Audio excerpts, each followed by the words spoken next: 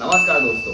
भारत में धार्मिक हिंसा से संबंधित और धार्मिक विवादों से संबंधित जो मामले हैं आए दिन हम लोग अपने दैनिक जीवन में देखते रहते हैं, सुनते रहते हैं। उनको टीवी, अखबार, न्यूज चैनल, कई सारे फोन अपने हम लोग देखते रहते हैं कि इस जगह पे इस संप्रदाय से संबंधित विवाद हो गया, उस जगह पे उस संप्रदाय से संबंधित विवाद हो गया। तो इस तरह के जो कई सारे ऐसे विवाद है, धार्मिक विवाद है, यह भारत में बहुत लंबे टाइम से चलते आ रहे हैं। और आज इनकी स्थिति क्या है, इन सबको देखते हुए आज हमारे दैनिक जीवन में इसका प्रभाव क्या पड़ रहा है, जो हमारे जो जरूरी मुद्दे हैं वो कैसे इनके जरिए छुपा दिए जा रहे हैं, आज हम उन सभी के बारे में आज हम बात करेंगे। तो चलिए सबसे पहले आज हम पढ़ते हैं भारत के संविधान की प्रस्तावना, प्रियम्बल ऑफ इंडियन कॉन्स्टिट्यूशन।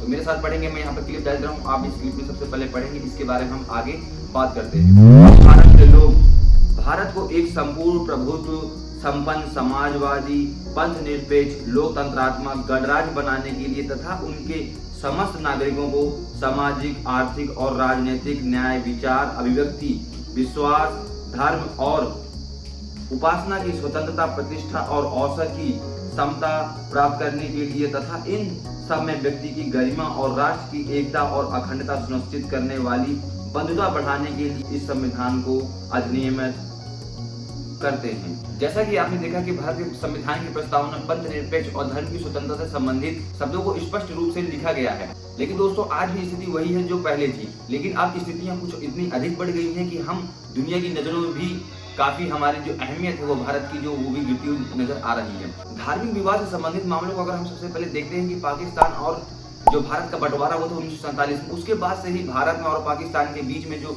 विवाद हुआ था उसमें हिंदू और मुस्लिमों को भारत में एक विवाद का नया जन्म दे दिया।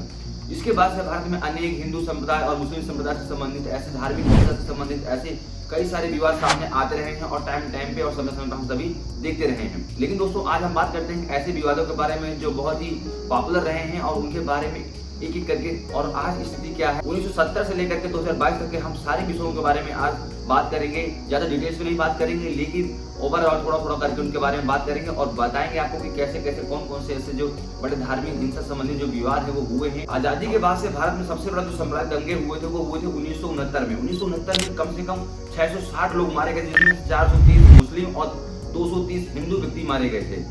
इसके बाद में सिख विरोधी दंगे, जिसमें इंदिरा गांधी की हत्या कर दी गई थी, इंदिरा गांधी का मर्डर कर दिया था। कुछ उनके जो बॉडीगार्ड थे वो सिख धर्म से थे और इसके बाद में सिखों को प्रताड़ित किया गया, उनके कई सारे घर जलाए गए और बहुत सारे से हजारों सिखों को मारा गया और कई सारे सिख वहां से पलायन करने के लिए मजबूर कर दिए गए। फिर 1990 कश्मीरी पंडित पलायन, जिसमें से 300 कश्मीरी पंडितों को मार दिया गया था। समय समय पर ऐसी अनेक घटना देखने को मिलती रही जो हिंदू और मुस्लिम कम्युनिटी के लोगों के बीच में उनके आपसी जो धार्मिक हिंसा पैदा करके और उनके बीच में काफी ऐसे विवाद पैदा करके जो ऐसे अनेक समस्याएं आई हैं और जो ऐसे दंगे हुए हैं, फसाद हुए, विवाद हुए हैं, वो टाइम पे हम सभी को देखने को मिलते आ रहे हैं। अब हम कुछ जो करेंटली डेटा है, जो कुछ सालों पहले का डेटा है, उस डेटा के बारे में हम बात करते हैं। सबसे पहले अगर हम बात करें 2005 से लेकर 2009 के बारे में, तो जो धार्मिक विवाद से संबंधित मामले हुए, उन धार्मिक विवाद संबंधित मामले में टोटल 130 लोगों की डेथ हुई है पर ईयर। और एवरेज जो मतलब एवरेज है कि 130 लोगों की पर ईयर 2005 से लेकर 2009 के बीच में हुई है। नहीं टोटली समथिंग 520 होता है। ऐसी मतलब इतनी सारी हत्या, इतनी सारी डेथ जो हुई वो धार्मिक संप्रदाय से संबंधित ही हुई है। अब अगर पिछले कुछ सालों से अगर हम बात करें कि धार्मिक विवाद से संबंधित जो विवाद जो सामने देखने को मिले हैं और उनके जो डेटा है वो कितने डेथ हुई है, कितने इंजर्ड हुए हैं, हम उन सभी के बारे में बात करते हैं। अगर बात करें 2005 से 2009 के बीच में जितने धार्मिक हिंसा हुई है, उन धार्मिक हिंसा में औसतन मतलब 130 लोग पर ईयर डेथ होती थी। तो टोटल मिला के कम से कम 520 लोगों की मौत 2005 से 2009 के बीच में सिर्फ धार्मिक हिंसा से संबंधित ही डेथ हुई है। इसके बाद में 2012 में 97 लोग मारे गए, 2013 में 133 लोग मारे गए, 2014 में 95 और 2015 में 97 लोग मारे गए, 2016 में 86 और 2017 में 111 लोग धार्मिक संप्रदाय से संबंधित जो मुद्दे थे, जो उनसे विवाद थे, उन विवादों में इतने लोगों की डेथ हुई है। यानी अगर बात करें भारत में औसतन 100 लोग हर साल धार्मिक संप्रदाय से संबंधित विवादों में मारे जाते हैं और उनमें से करीब 2000 से ज्यादा लोग धार्मिक संप्रदाय से जो हिंसे होते हैं, जो धार्मिक विवाद संबंधित जो विवाद होते हैं, उनमें से करीब 2000 से ज्यादा पर ईयर लोग भारत में इंजर्ड होते हैं, घायल होते हैं। अगर दोस्तों बात करें जब से प्रधानमंत्री नरेंद्र मोदी जी हुए हमारे देश के, तब से हमारे देश में जो हेट स्पीच और हेट रिलेटेड क्राइम जो हुए हैं वो 91% इंक्रीज हो गए हैं। अगर डेटा निकाल के अगर देखा जाए जनवरी 2009 से 30 अप्रैल 2019 तक में टोटल 287 जो हेट रिलेटेड जो क्राइम हुए हैं उनमें से 262 2014-2019 के बीच में ही देखने को मिले हैं। इनमें से 73% मुस्लिमों को खिलाफ भड़काऊ भाषण दिए गए थे और जो 14% थे वो हिंदुओं के खिलाफ भड़काऊ भाषण या हेड रिलेटेड क्राइम किए गए थे। 2014 के बाद में सबसे ज्यादा गौ रक्षा से संबंधित विवाद देखने को मिला है, जिसमें 2014 से लेकर के 2019 के बीच में 124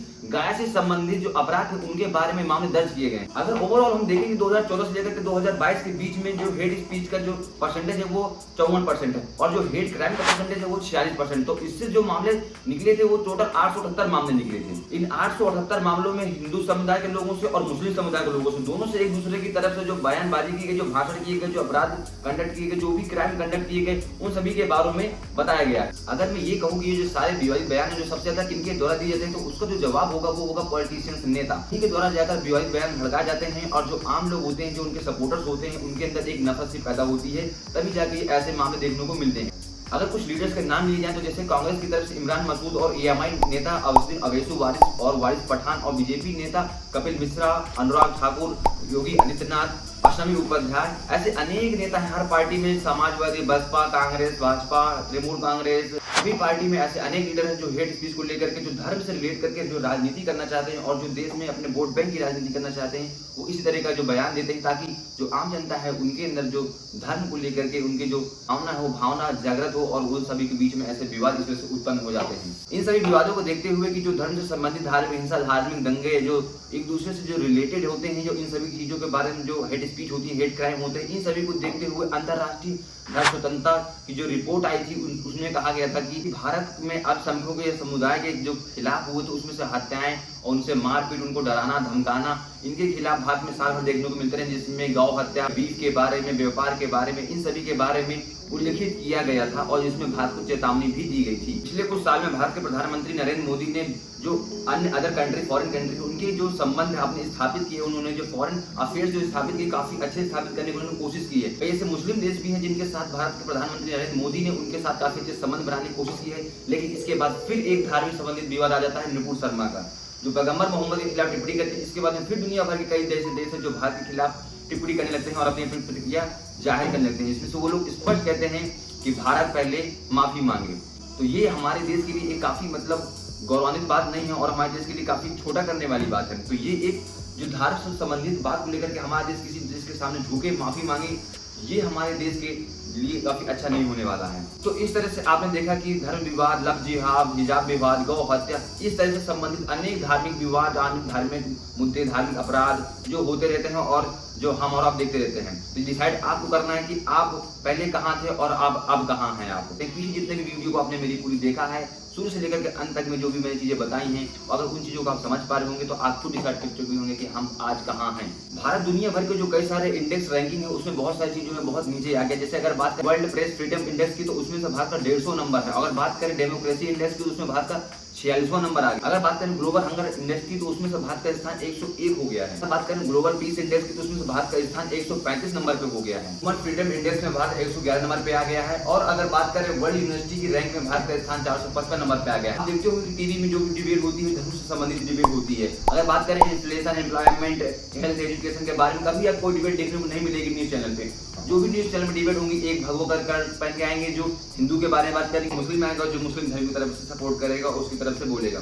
तो इस तरह से 40 से 45 मिनट बर्बाद करते हैं बिना किसी जो ऐसा डायरेक्ट इशू जिससे हमको प्रभाव पड़ता हो, जिससे आम जनता को प्रभाव पड़ता है, उसके बारे में कोई बातचीत नहीं, कोई डिबेट नहीं होगी। कोई भी चैनल आप उठा के देख लीजिएगा, शाम को जैसे 7 बजेंगे आपकी टीवी की स्क्रीन में आ जाएगा हिंदू मुस्लिम बचाओ, घंटी बजाओ, ये बजाओ वो बजाओ, ऐसे करके बहुत सारे चैनल आते रहते हैं और आप देखते रहते हैं और आप मग्न रहते हैं।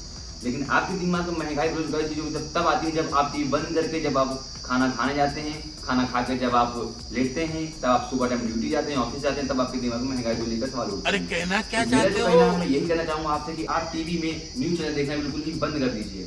न्यूज चैनल की आप देखना बंद कर देंगे तो आप बहुत सुकून में रहेंगे और आपको हमेशा ऑथेंटिक जानकारी आपके मोबाइल से भी मिल जाएगी। आपको बस आप व्हाट्सएप यूनिवर्सिटी के मैसेज पे यकीन ना करें तब। तो दोस्तों मिलते हैं अगली वीडियो, अपना कीमती समय देने के लिए धन्यवाद। अगर वीडियो अगर आपको अच्छी लगी हो तो प्लीज चैनल सब्सक्राइब कर दीजिए। अगर वीडियो आपको इन्फॉर्मेटिव भी लगी हो तो प्लीज आप अपने दोस्तों तक, अपने रिश्तेदार तक, अपने यार पड़ोस किसी के पास आप शेयर कर दीजिएगा, बस पहुंच जाना चाहिए। खत्म, बाय बाय, टाटा, गुड बाय, गया।